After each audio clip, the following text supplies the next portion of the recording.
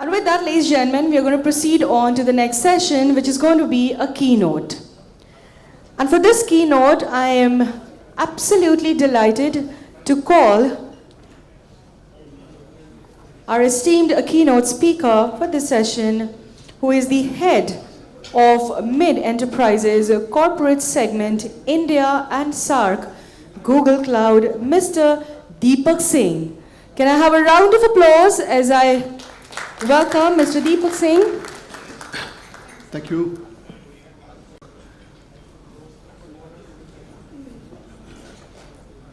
That's okay.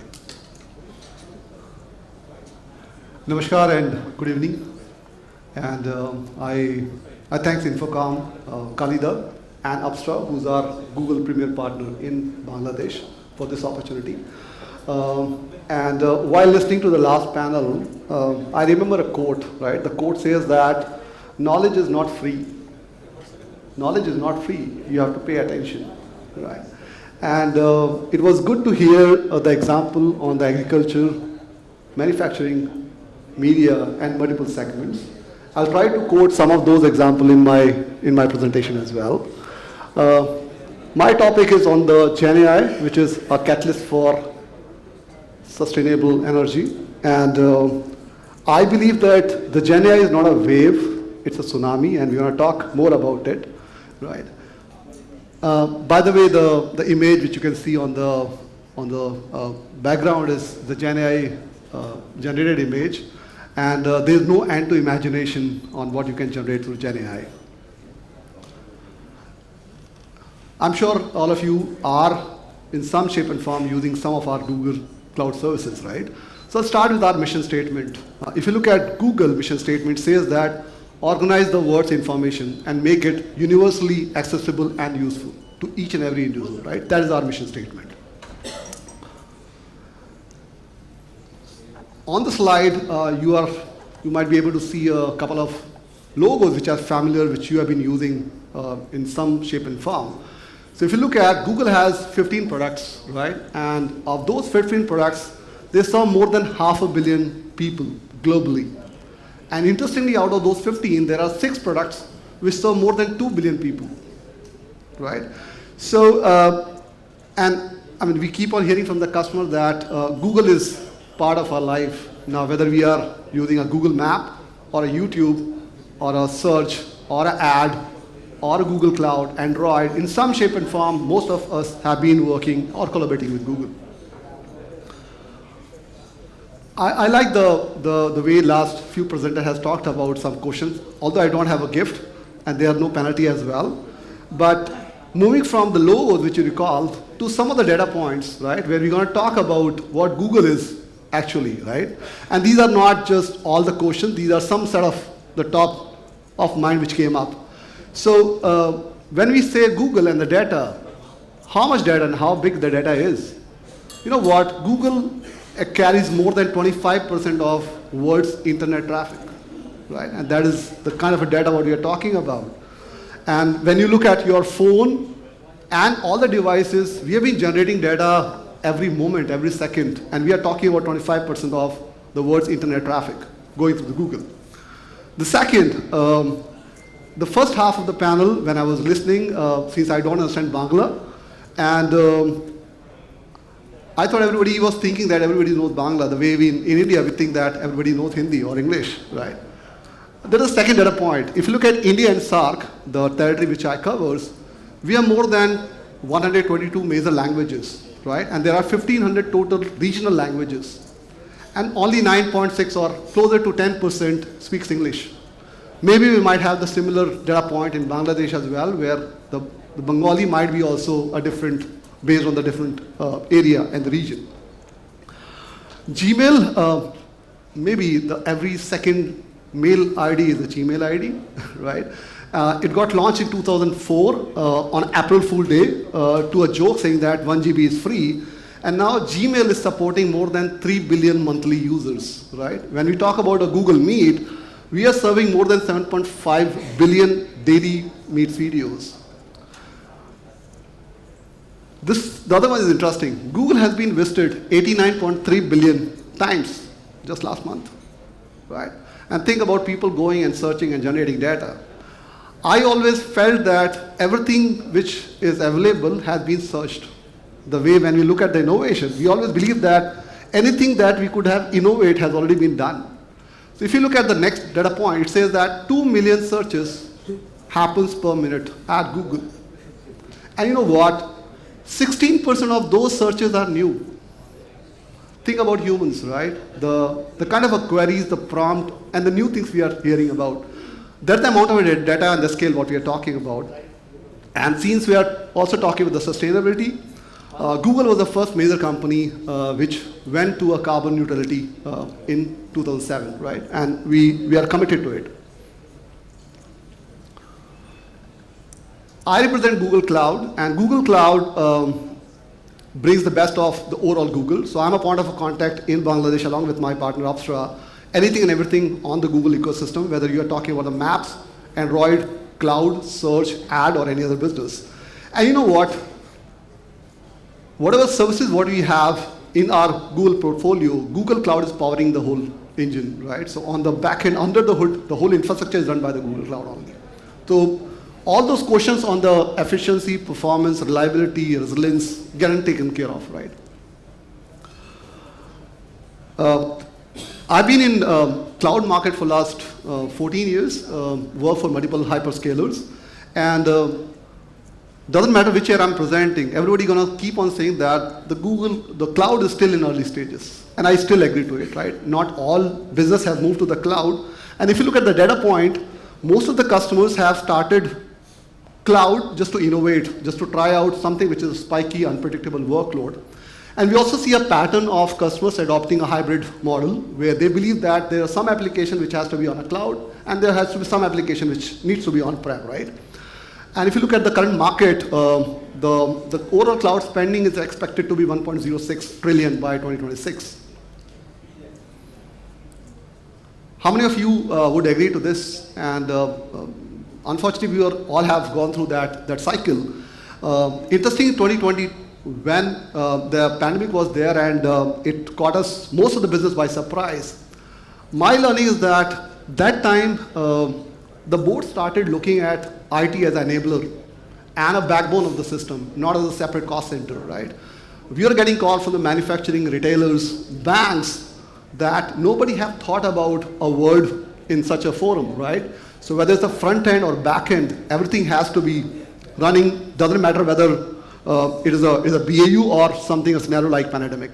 So pandemic had accelerated the adoption of digital technology, and the Gen AI, AI has been there for last multiple years, right? We believe that the Gen AI has accelerated the adoption of AI. Does anybody have a doubt on this? And do you believe that it's still early days, maybe a new buzzword? Yeah, okay. This is a data point that I talked about. So when we look at acquiring a 50 million user for any technology, and the time it took, right? So if you look at the radio adoption took 38 years to reach to a 50 million user. When we look at the television, right, where everybody is hooked, the television took 13 years to reach to a 50 million users across the globe.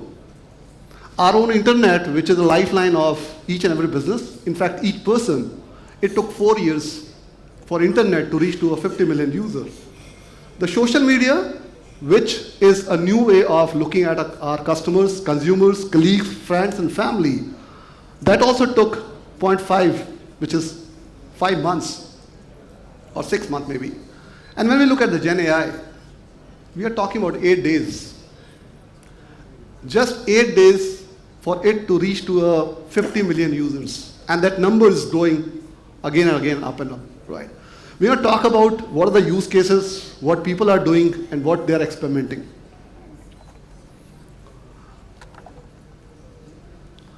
This is a data point from some of our customers. We took a survey. It says that 96% of CXO recognize that Gen AI will soon become critical to success to any organization. In fact, back at home in India, we have seen government allocating a budget to all the educations, universities, and the departments where they have a dedicated budget for Gen AI. In fact, within the private organization and the corporate world as well, all the board members have put a dedicated budget for the Gen AI. Because what they are saying that if I'm starting a new bank now, today bank which is born out of Gen AI, how that bank will look like. If we have to launch a new retail company, which is a new generation Gen AI retail company, how does it look like, right? Because sooner or later, all the businesses get disrupted in some or other shape and form. The second point is also important. It says that 94% of CX acknowledge that they are at the very beginning of the Gen AI journey. Right? People are still at the ideation stage or still thinking what should get prioritized because there are multiple things you can do, right? So when you look at the Google, and we have customers in all shape and size. We work with enterprise, we work with government, we work with education and the startups. These are some things which we are hearing from the customers.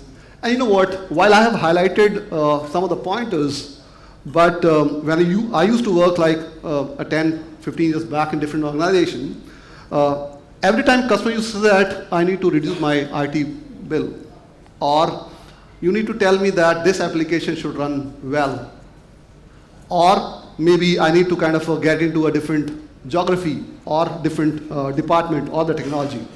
But if you look at how customers are talking now, they're not talking about the platform, the application, all the infra, all those are incidental. We are talking about more on the business impact, which means that whatever we are talking about, can we measure it? Can we measure the outcome, right? And that is how the prioritization will happen. So if you look at the customers are talking about how they can get new customers, or they can attract new customers, or they can increase the sales. Second, people are also talking about employee productivity because the man hours or the resources are the most important resources for any organization, right? They are looking at how they can get a better yield out of it. The third is transforming the customer engagement. The customer behavior is changing, and I'm sure in Bangladesh as well, we have a lot of customers which are still in their 20s, right? The flats are not getting bought by people in 40s, they are also getting bought by people who are in 20s. The new cars are getting bought by people who are in 20s and another investment. So the nature of those customer behavior is pretty different than the traditional customer's behavior. There's one more example, right? So we have a lot of the new user, right?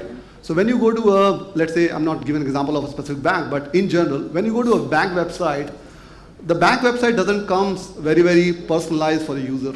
The way the same person is logging to his social media account, or to a LinkedIn account, or to any VOD or OTT platform, the consumer is the same. The consumer says that the way I'm able to get a personalized content on other platform, I want to have the same for all those services. Doesn't matter what technology they are using, doesn't matter what the application or the backbone they have, right? So the personalization or following the customer journey or the user journey is much more important. And the last one is improved decision making by analyzing unstructured data and identifying the new platform. I'm sure nobody can now say that this is my 10-year roadmap on any business, right? I mean, forget about 10 years. I don't think it is easy to say that this is my 5-year roadmap. These are the product I'll be launching. These are the SQs, or these are the market I'll be investing. Because the disruption is happening, and I now believe that anybody can compete anybody, right? And business is getting disrupted in different shape and form. This is a quote which I want to use from Sundar Pichai, who's our CEO. It says that artificial intelligence development is more profound than electricity or even fire. I mean, this is a big statement where somebody is saying that the launch of the Gen AI or the AI is as big as the fire or maybe the electricity which has impacted the humans, right? Now, what is generative AI? Everybody will have a different definition, and it will keep on evolving, right? I will not be able to say that your definition is correct and mine is better or somebody else. So it is evolving, and we have seen the way it is getting scaled in the recent times. So Gen AI is the type of AI that can create new content or reason with an existing content, such as image, text, or maybe music, right? If you look at what else, how does it do is, So Gen AI creates by learning from existing data and then using the knowledge to generate new outputs that are similar to the data it has learned from. Interestingly, most of us have been using the Gen AI in different shape and form. For example, when you go to let's say a news website, you might be entering through sports, but you might be exiting through movies, right? And the same happens on social media or any platform. So they keep on giving the personalized based on your search history or the way you have interacted.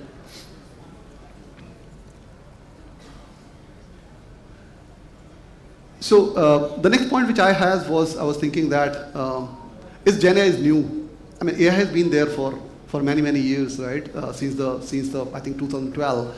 So when you look at the path, earlier it got started with the traditional programming where we just go and code for getting those knowledge transfer to the systems.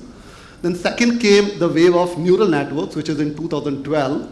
That is how the AI got started, where it was pretty simple. You go and train a system saying that, okay, this is the cat, and this is not a cat, and system is able to recognize that this is the cat. Next time you go and ask, it will say, yes, this is the cat.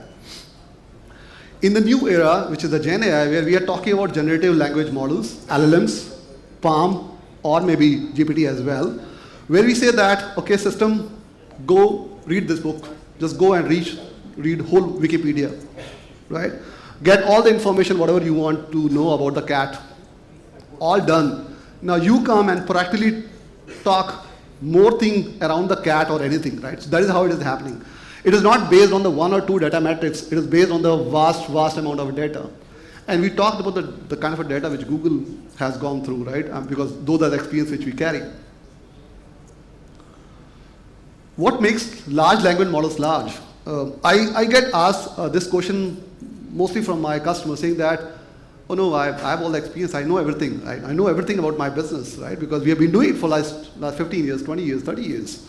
And it is true, because there is no shortcut on experience, right? But when you look at the parameters, right, in terms of the scales, when you look your business or customers looking at their business, they might be looking at by 5 parameters, 10 parameters, 20, 30, 40, 50, 100, 200, right? Here we are talking about 8 billion parameters, 50 billion parameters, or 300 billion parameters, right? That is how you can look at the business from different lenses. For example, if you look at, maybe the bottle is the wrong example, the table, right? The table gonna look differently from different angles. You might be thinking about only 7 or 8 angles, but it could have multiple millions angles as well, right? That is how the model is looking at the data and getting an insight out of it. So Google's journey on the AI, and I'm going to talk step by step. If you look at 2015-16, that is when Google started investing into the DeepMind. And DeepMind was the first one which was able to detect eye disease, right? It was able to detect an eye disease from a patient. Second, then we moved to 2017, where Google invents the transformer, which is the backbone of all the LLMs. All of you would have heard about GP. GP? The T comes from here, right? So Google was the one who invented the T, which got fit into most of the LLM models in 2017, right? In 2019, the models were able to talk the text-to-text transfer, right? Where we were able to convert a text from one language to a different language. In 2020, it was able to also converse, communicate, which is moved on a voice. Now, most of us are not preferred to type. I think the voice is the preferred way of putting the input data, right? If you look at 2022,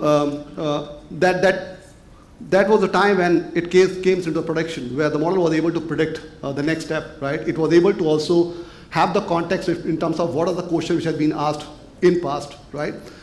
And then 2023, where we launched our BARD, which is one of our model, and to now, so all our Gen AI portfolio is clubbed into Gemini. So Gemini is our suite of all and everything what we have to offer on the Gen AI side, right? I'm going to play a small video, and I hope it works.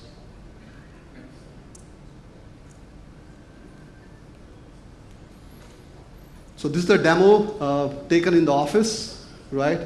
It has not been fine-tuned, but... That is the tweeter. It produces high-frequency sounds.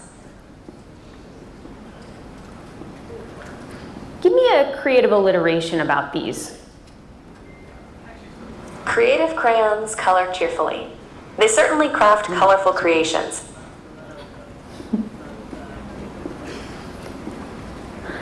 What does that part of the code do? This code defines encryption and decryption functions. It seems to use AES-CVC encryption to encode and decode data based on a key and an initialization vector, IV. That's right. What neighborhood do you think I'm in? This appears to be the King's Cross area of London. It is known for its railway station and transportation connections. Do you remember where you saw my glasses? Yes, I do. Your glasses were on the desk near a red apple.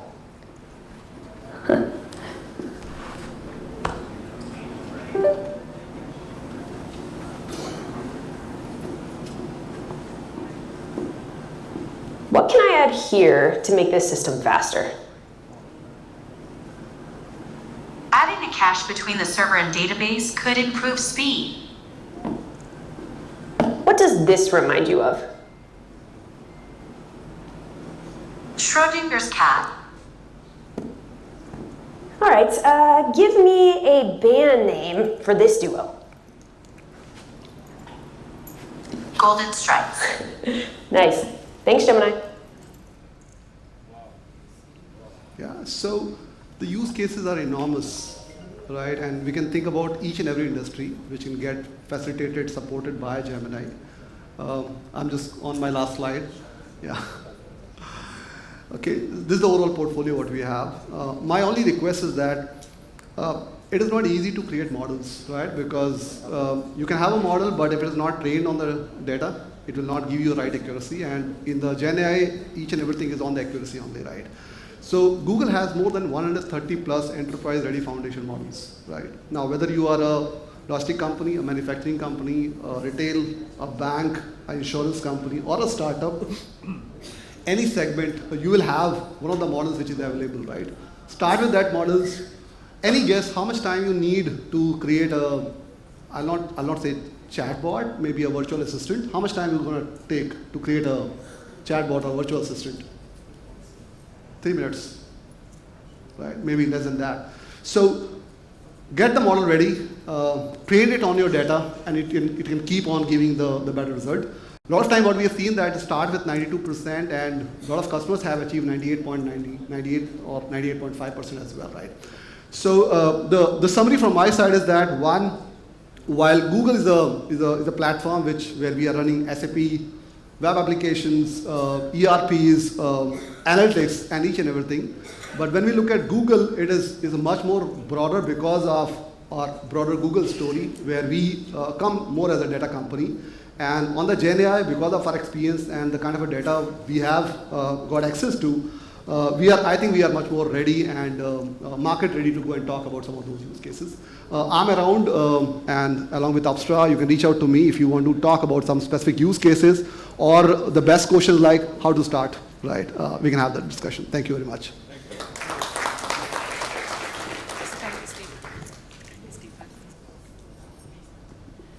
Well, honestly, with that kind of an AI assistant in the future, in the near future, I am super, super intrigued. What about you?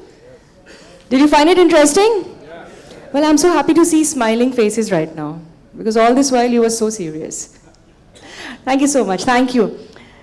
Thank you, Mr. Singh. And at this moment, I am super, super happy to call upon the organizing secretary and head of Infocom, Mr. Kali Mahapatra, on the stage. Give a huge round of applause as I would request him to kindly felicitate presenting a memento of showing respect and love to our keynote speaker, Mr. Deepak Singh. Thank you, gentlemen.